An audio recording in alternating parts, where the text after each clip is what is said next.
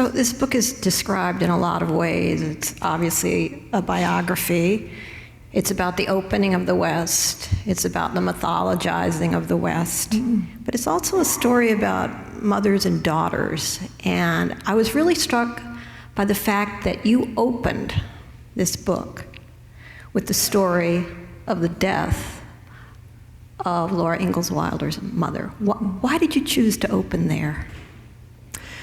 You know, that felt to me like a really pivotal moment in Laura Ingalls Wilder's life, because she had been talking for a long time about writing her memoir, and in fact had tried to do it in a couple of ways. We think that maybe she had started, writing a kind of a manuscript, possibly for a magazine like McCall's. But that moment when her mother died, and I think she realized she could no longer, turn to her to ask about her childhood and use her as a resource and a sounding board. And, the minute she realized that was irrevocable. And she was in her late 50s then. Yeah. Right? I think that was the moment when she really decided, if I'm ever going to do this, I have to do it now. And within just a few short years, she starts writing to her aunt, her mother's sister, her Aunt Martha, which elicits an incredible exchange about their childhood, Caroline and Martha's childhood on the Wisconsin frontier, which I think in many ways just spurs her on to write about, the wilderness and the frontier. So you've described her life as a rags to riches story in 3 acts. Can you give us summaries of the 3 acts? And don't forget the locusts. Yes, where did the locusts? Well, the first act is clearly the famous childhood of the books. And it also encompasses and includes, her marriage. She gets engaged at 17. Well, I can't forget the locusts. So the locusts are, this very dramatic centerpiece, really, of her childhood, and pivotal too, because they really, it was this huge locust invasion in Minnesota, but it wasn't just in Minnesota. I think Wilder herself didn't realize even later how big this disaster was. It was a national disaster that spread all the way down the middle of the country and destroyed billions of dollars worth of agriculture and ruined many farmers, including essentially Charles Ingalls. He had built a beautiful home for the family, gone into debt, and when the locust invasion happens in the mid-1870s, they're really ruined, and he has to sell out. The family ends up being homeless for a while and sends them on this kind of diaspora where they, end up kind of wandering over to Iowa and then back to Minnesota and ultimately end up in Dakota Territory. And that is where she meets and marries Almanzo Wilder. They get engaged when she's 17 and married at 18, and she has her first child at 19. And then all these disasters beset them, which are if you've ever read The First 4 Years, which was a manuscript that she left unpublished at her death, then you know about some of this material. She, they basically over several years gradually lost everything. Almanzo had built her a beautiful home, probably one of the nicest places she ever lived. But then they went into debt, they lost crops, they fell ill with diphtheria, and he was left with a permanent disability. They lost another child, and then their house burned down. So it was just this kind of trials of Job, and that was what brought them up to eventually having to leave Dakota Territory And that's and all her still family. Act One. And that's Act One. And the minute that they leave Dakota Territory, that seems to me to close out the first act of her life. And then the second act, which Can I interrupt just for a moment? As I was reading this book, before you get to Act Two, I made a note in the cover that by page 150, we had seen fire, illness, thunderstorms, drought, financial ruin, blizzards, teen pregnancy, infant death, killer bugs, and beauty. Yeah, and it's beauty. It's quite a catalog. Anyway, I'm sorry, but Act Two. But then Act Two is sort of the middle of her life. You know, they've gone to Missouri seeking a kind of better climate for her husband, and that's where their child Rose grows up. And it's really this kind of long climb out of poverty, you know, in which she engineers this kind of amazing comeback. You know, she decides they buy 40 acres of essentially pretty crummy land outside of Mansfield, Missouri, that's covered in scrub, and gradually, you know, they put their lives back together. They put together some money. They buy more land. They build a house. And it's a very deliberate act on her part. It's not a kind of accident or a series of events based on luck. She's really thinking quite carefully about how to put things back together. And that's really the middle part of her life and Act Two. And that brings her up to when they retire from farming at the end of the 1920s, and the stock market crash, and, you know, all of their mother has died, her sister Mary has died. And once again, I think, you know, as all these terrible things start happening in the country with the crash and the Dust Bowl and the Depression, which is also causing her daughter to have some issues, some mental instabilities. Her daughter lives with them for long periods of time. I think she begins to feel financially quite worried about what's going to happen to them, and feels like she needs to start, you know, contributing something that will make some money. And that's where the whole idea of writing her memoir comes in. The memoir doesn't sell, but then there is this idea of writing books for children. And that starts the third act of her life, which is really sort of triumphant, you know, that she is able to pull them out of this financial abyss that they were in 1894 when they went south. Do you think she thought of herself in that period as extraordinary, or was she just living life? No, I don't think so at all. She was a very humble person in a lot of ways, and I don't think she ever had that notion of herself. So let's talk about Rose, the daughter. Explain Rose to us, and explain her role in these books. Right.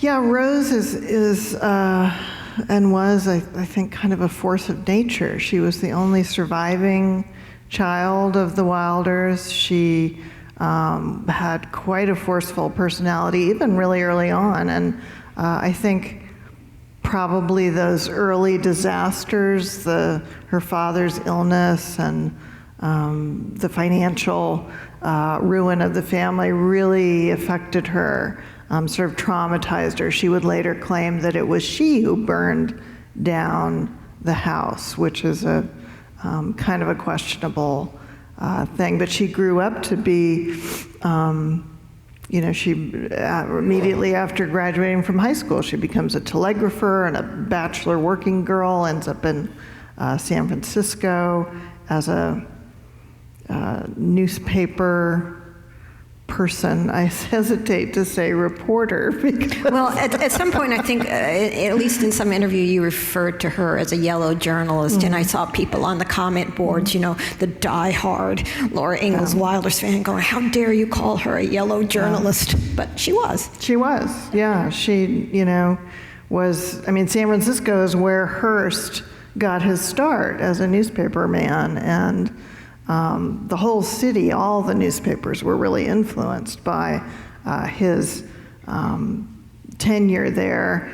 And Rose ended up starting to write for the San Francisco Bulletin and wrote a lot of really kind of odd fake biographies of famous men, including a fake autobiography of Charlie Chaplin, in which she pretended to be Charlie Chaplin. It's just an extraordinary... And Herbert Hoover, do I remember? And another of her biographies? Yeah, she did Jack London, Henry Ford, Herbert Hoover. So yeah, it was kind of a wild career. And in a way, everything she wrote was fiction, even if it wasn't supposed to be fiction. But she gradually became a novelist and wrote a lot of short stories, and I think that's probably where her real, talents lay. So explain her relationship with her mother, which was always tumultuous and got more complicated as her mother started to write. Yeah. Yeah, it always seemed to me like they were almost more like sisters than they were mother and daughter in a way, or that they had a real kind of boundary issue of, figuring out where one of them stopped and the other began, because they just were so involved in each other's lives.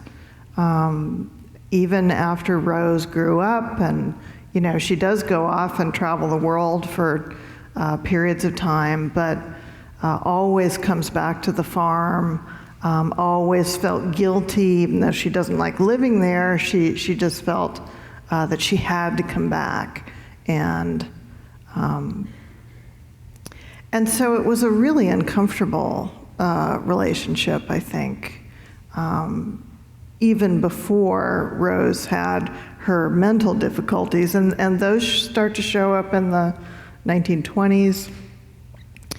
There's a photograph of Rose after she's shaved her head in the 1920s, which, nobody would blink an eye at that now, but, in the 1920s in a small Baptist town in the South, that's sure gonna raise eyebrows. And so she had this total reputation as a bohemian and just scandalized the town of Mansfield in many ways. And I think that drove her mother crazy, because Laura was really concerned about their reputation. As I was reading, and eventually you address this, but I found myself thinking, she's more than bohemian. She is what we would refer to today as bipolar. Yes, many people have talked about that, and she herself in a later diary referred to herself as manic depressive. But she never sought treatment for her, although she knew people who did. That's what's sort of interesting. She knew people who had psychoanalysis and all of that, but she never sought that herself. And she was incredible. She was sort of as I say, she was a force of nature, because she could produce prodigiously. She wrote thousands of pages of letters, constantly was, writing short stories and novels, and made a pretty good living for a while. But in the early 1930s, she has a nervous breakdown that is really caused by her relationship with her mother, because Rose, when she saw her mother's success with her first book, decided to write about her mother's material herself. And herself, she wrote 2 serialized novels that used her mother's material. And that caused a real rift between them. And in the meantime, she is also helping her mother with her mother's writing. Mm-hmm. You know, one of the things that has distressed people who read this book, who came into it not really knowing very much about Laura Ingalls Wilder's background, is the extent to which Rose was involved in her mother's work. And how you name that is up for debate, but explain that relationship. Yeah, you know, I think we probably wouldn't have the Little House books if it weren't for Rose. Rose had all the professional experience and connections.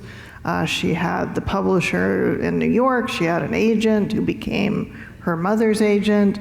And she brought to it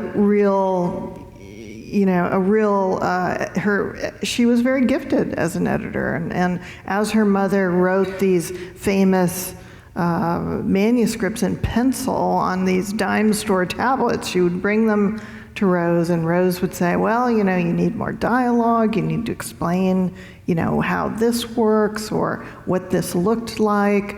And so Rose was very heavily involved, to the extent that some years later, Rose's biographer, a guy named William Holtz, would claim that Rose was the ghostwriter of the books. And that's something that I've always had, you know, real skepticism about, because of course we have the original manuscripts that Laura wrote. I think if we didn't have those, it would be another story. Another thing that has surprised and distressed some people is the fact that these stories are not technically true. Yeah. So you grew up thinking they were true, right? Sure, yeah. You know, and I assume, how many people here read the books as kids? How many thought they were true? So tell us what's true and what's not so true. Yeah, well, one of the techniques that that Laura practiced pretty consistently was leaving things out that she either didn't want to deal with or that were too sad. She didn't like to write about things that were sad. She also was very committed to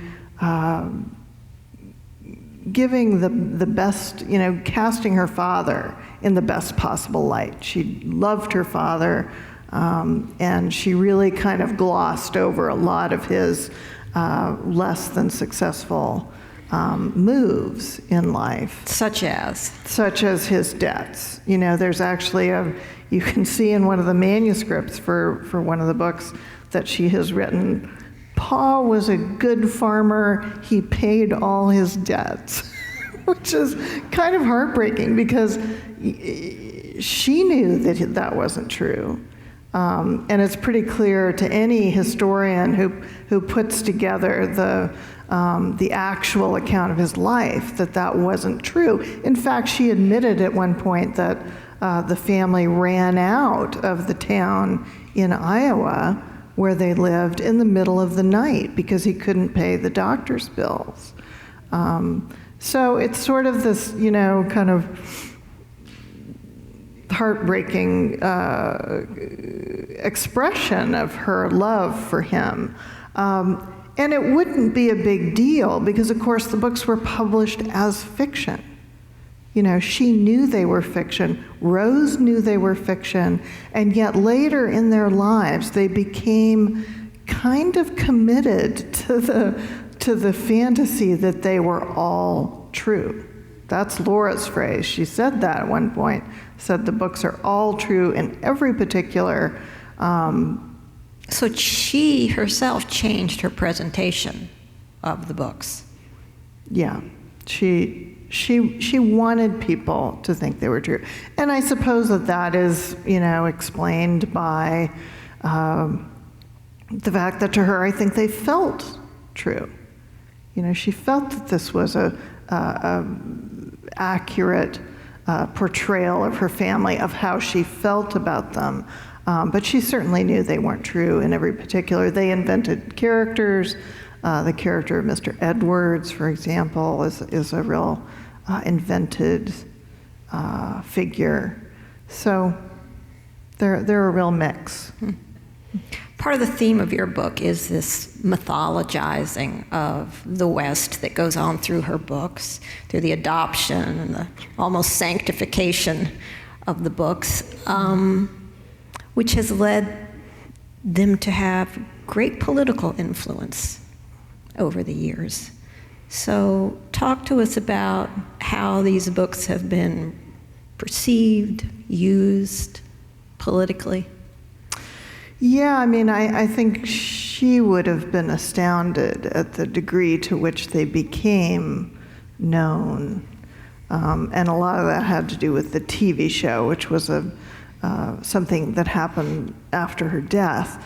But she nonetheless, I think was aware of the kind of influence they could have on kids, and the whole message of self-reliance, for example, that comes through in the books, the way the family is portrayed as kind of always taking care of themselves, and not relying on others, is both fictionalized and something that was really brought forward purposely, because I think she felt kids really needed to hear that.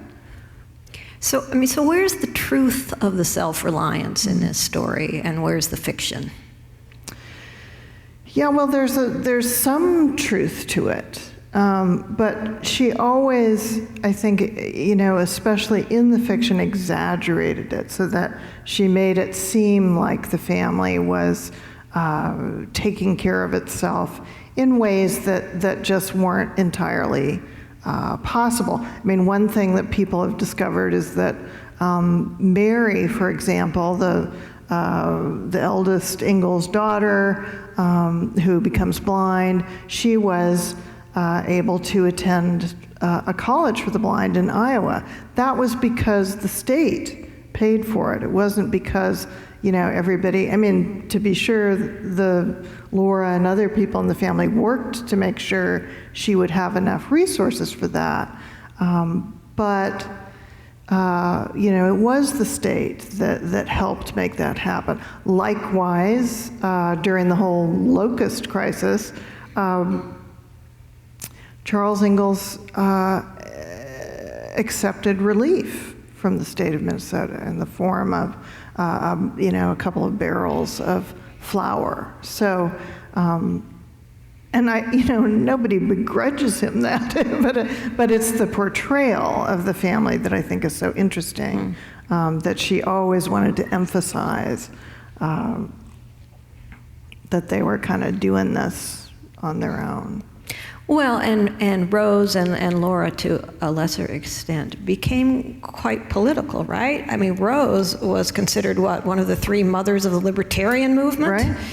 And Laura herself, even though not as out there on this, had they were anti-New Dealers. Talk to us about that.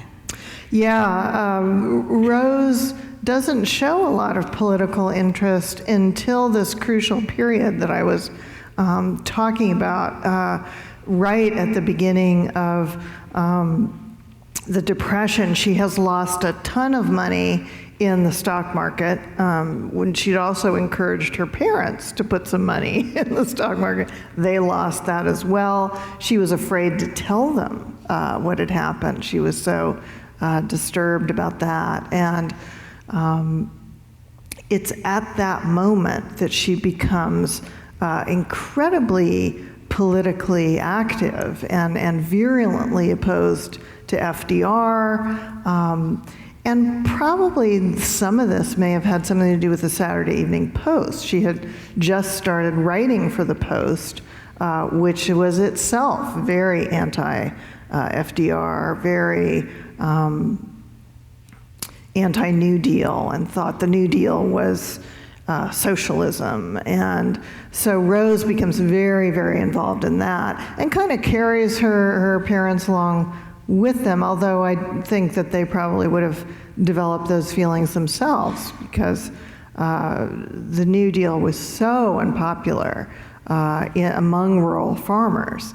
And you can see reflections of that. There's a couple 4th of July scenes in the Little House books. There's one in Farmer Boy and one in Little Town on the Prairie, in which you can tell that Rose had a lot to do with those scenes, because the rhetoric that comes out in these 4th of July speeches is very reflective of her ideas. So these books have been part of the childhood canon for many, many decades, but in recent years, they've been challenged. So I want to ask you a question that you asked. I read this in an interview. So you were talking to a man who has done a lot of writing on Laura Ingalls Wilder, and here's the way you put the question to him. Is Little House still teachable, given its offensive view of Native Americans? Yeah, I mean, it's a question, and explain what that view of Native Americans is in the books. Yeah, I mean, this refers mainly to Little House on the Prairie, which Wilder called her Indian country novel, because if you remember, many of you probably have read the book, and for those of you who haven't, it is a series of scenes in which the Ingalls family encounters Indians, actually Osage Indians, in Kansas, which she calls Indian Territory in the novel, while they're settling, an interesting word, because her father did not buy land in Kansas. He just settled on land that belonged to the Osage. And that was something that was causing incredible tensions in the state at that time. And they were fortunate that they weren't killed as a result of that. But, you know, the famous scenes in that novel show Indians often in very negative, stereotypical ways, as terrifying or dirty or thieving. There are also good Indians, friendly Indians, which is another kind of a stereotype from the time. And in the novel, several times is repeated this famous slur, the only good Indian is a dead Indian.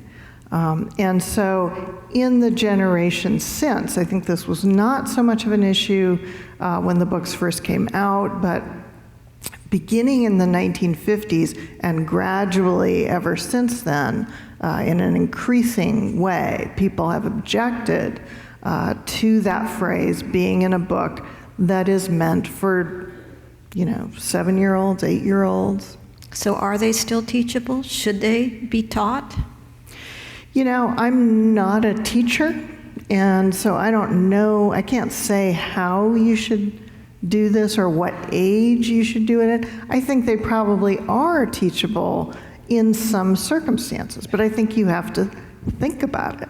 I think you have to probably approach it in a totally different way than people approached it in the 50s or 60s when, third grade teachers would read these books to their classes over lunch. And today, if you were going to do that and you had Native American students, and even if you didn't have Native American students, I would think that you would want to approach that differently. We're going to do some Q&A here in a minute. I have one more question. I got a million more questions, but one I have time for. Michael Landon. So part of the fun, gossipy part of your book is towards the end of it, where you talk about how these books get turned into a vehicle for Michael Landon to be taking his shirt off. And one thing I didn't realize, I think you refer to how in the TV show, the stories get darker and more Baroque, and he's recycling Bonanza episodes or plot lines. Yeah. So just talk to us briefly about the role of the TV show in the cementing of this myth, the Little House myth, in our culture. Yeah, I mean, it's an astonishing part of the story, I think, because, Wilder's legacy is completely transformed, really, by the TV show. And Landon really got full control of the show. By the, second or third year, he's the producer, director, writer, and star. So he's controlling the whole thing. And he apparently really didn't like showing the poverty of the Ingalls family. He wanted to show, he wanted his TV kids to be well off. So the TV kids wear shoes and they have expensive dolls, and the original producer, who kind of got forced out, said that they should call it "How Affluent Is My Prairie?" But, and I think that created, for the people who watched the show or took away from it their impression of the Little House books, they came away feeling like it was almost a kind of success theology or something, that if you worked hard enough on the frontier, all these good things would happen for you, which is a very different and inaccurate, I think, view of reality. Okay, I'm going to cede my desire to keep asking questions to folks in the audience. Somebody's got a microphone that they're taking around? If anyone has any questions, feel free to raise your hand and one of us will come around with the mic. Folks on the balcony, if you could come down to the aisles to ask the questions, and we'll come find you. Let me get some lights on, y'all.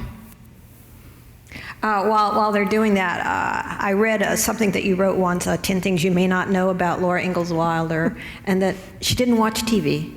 No, never owned a TV. So she never would have. I think she would have been horrified by the TV show. Especially given what she wrote about her father and how important, he was to her. The idea of, Michael Landon with his shaved chest. I think that would have been shocking to her. Hi. There was a novel that came out recently called Caroline, which is about Laura Ingalls Wilder's mother. And a lot of it talks about how women's work was maybe not as valued or not presented as being as valid, and also about the mother's relationship with her family in the East and her fear and terror of moving to the West. And I just wondered, what's the real story behind that? Did you uncover new information about Caroline? No, I don't really think that I did. Unfortunately, we know that Caroline Ingalls was a prodigious letter writer, and the larger family wrote these kind of round robin letters that they were sending around, and so far as I know, almost all of that stuff has been lost. So we really don't have a great resource in terms of Caroline Ingalls' own voice, sadly. So unless some of those materials turn up, which you never know what people are going to find in their basement, we are limited in what we have about her specifically.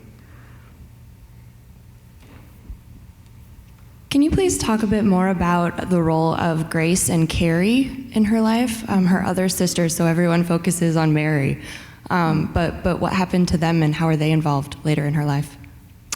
Yeah, those relationships are interesting because later in life, Laura and Almanzo are able to return to De Smet.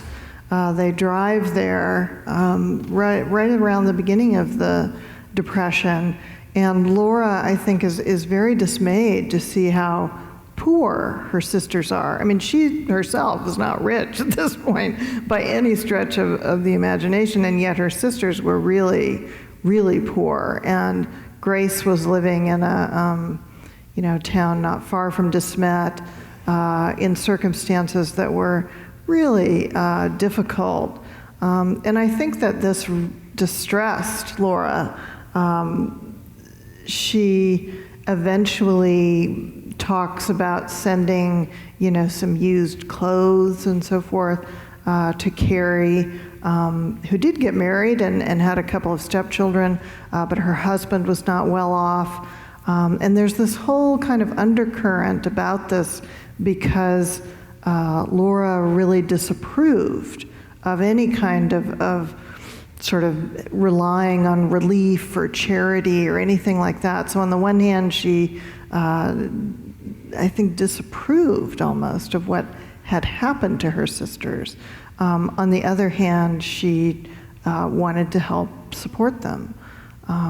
Carrie had a very interesting career. She was an early newspaper woman and had a homestead of her own. There's a picture of her standing next to a tar paper shanty in South Dakota in 1907, and that was her homestead that she proved up on. And she, worked for these newspapers that were also part of the homestead movement, because you had to publish your proving up documents in the newspaper. It was a requirement. So she was quite active in that, and was a really interesting person. But, they don't have a lot of contact. It's really interesting to me that when Laura was writing about Kansas, for example, her sister Carrie was born in Kansas, and she often doesn't ask her sisters for details of things they probably remembered. Only on one or two occasions does she write, so far as we know, to ask for some details. So I'm not sure how close they really were in later years. Just one side thought to that. One of the things that struck me in this book was that, especially in the early days of Laura's life, when the family left a place, they were likely never to see those people again. And then when her mother died, she hadn't seen her mother in 20 years. Yeah. The disconnection that Right. geography created between and among people was almost incomprehensible to us Right. now. Yeah, we just can't really imagine what it was like.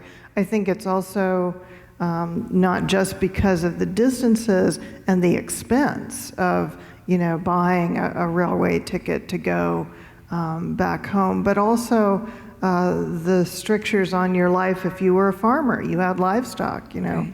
Until the late 20s, the Wilders had a lot of livestock, and they had to take care of, those animals. And so you couldn't just walk away for a weekend or something. You couldn't leave these animals. If you did, you had to hire somebody to take care of them. And that was a real difficulty in their lives. They constantly complained about not being able to find help in the area, even when they could afford it. I also think Laura was reluctant to leave her husband alone because of his disability, and feared that maybe he might have an accident or fall or something, trying to do all that work by himself. We've got time for one or two more questions. Does anyone have any? Come find you. Hello. Can you tell me what first attracted you to studying Laura Ingalls Wilder, and how did your thoughts on her evolve over the years? I originally started writing about her when the biography of Rose came out in the mid-90s.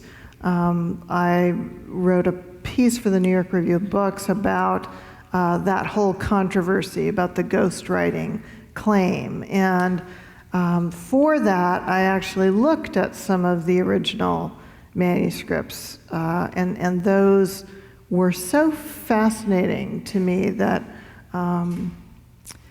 that it really, even though I didn't do anything more at that time, I was then later asked by the Library of America to edit their edition of the Little House books that came out a few years ago, and that really made me realize how much history there is behind the books, behind her life, that really seemed to be a rich source to mine.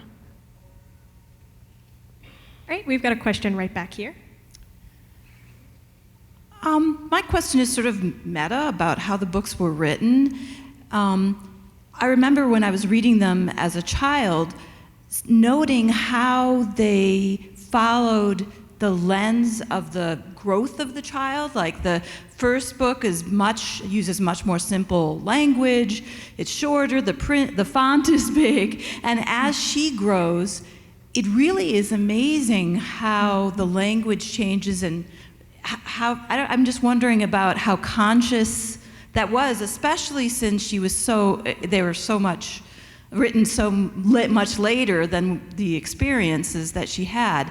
Did Rose play a role in shaping how they actually seem to follow the growth of a child?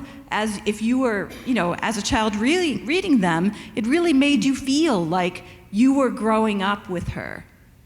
Oh, yeah, definitely. I mean, the first book was originally envisioned as a kind of picture book for younger kids, and then they expanded it and made it a little longer for older children. But definitely this was a thing they debated, and there's a kind of fascinating exchange of letters between Laura and Rose as they get to the teenage years, especially for the volume By the Shores of Silver Lake. That was a book that they debated a lot about what was appropriate to include, what kind of language, and Laura argued quite vehemently that, that herself, when she was, even just 11, 12, she was already very much kind of an adult and contributing to the family and helping to do certain jobs around the house, and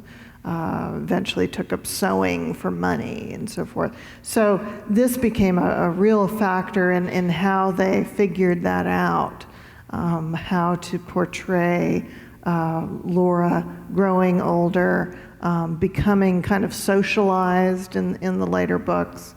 So it's fascinating to look at those letters to see how they kind of argued this out.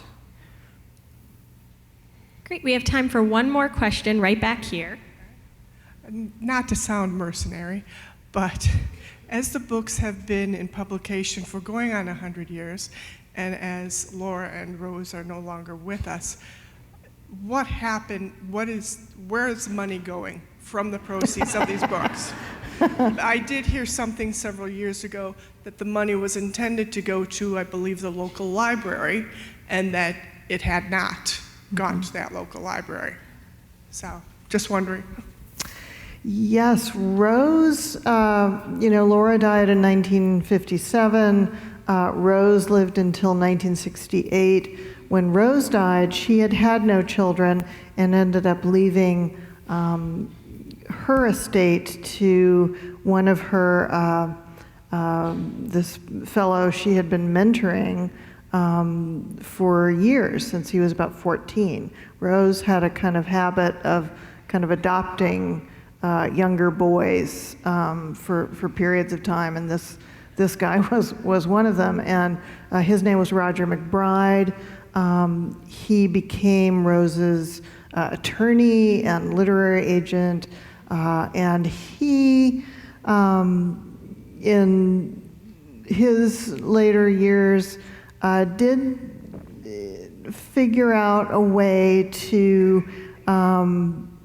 change the disposition of the estate, which Laura had targeted to a local library, as you say, after Rose had died. She left everything to Rose until Rose died. But after Rose's death, McBride was able to change the terms of that, and that ended up being a big controversy after, I think, McBride died. And the library eventually sued the estate and got, I think, close to $1 million as a payment on what they'd been owed. But the estate now resides with Roger McBride's adopted daughter, Abigail Adams McBride. And McBride, of course, himself never met Laura Ingalls Wilder. So it's a really interesting chain of association. McBride, of course, ran for president as a libertarian in 1976.